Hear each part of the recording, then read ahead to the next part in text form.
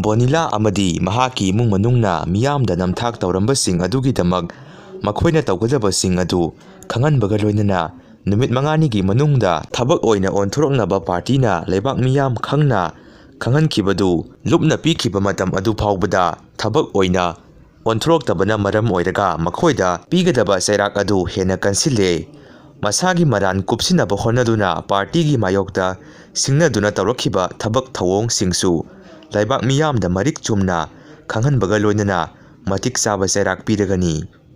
Haukiba November da Manipur government na sinduna pangthokiba Sangai Festival 2020 asida imik saruk yakiba leijade haijari.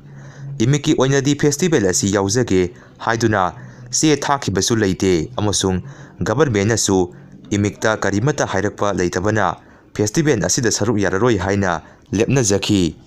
Loinana imiki artist singi oiba asauba mifam ama festival asigi mamangda phamjaduna festival asida saruk yararoi haina lepna jaki ba warep sing asi seksina innaba amasung kanagumba singna individual oina yawramlabadi masigi daitani haina imiki music arranger sing kauduna khanganjaki. Imikna matam punamakta miyambu lumna laujaba amasung nungsi thaujan nijaba artist singi lup oibanina leibak miyamgi ihun khangna thabak thorang paikhatjaduna lakli.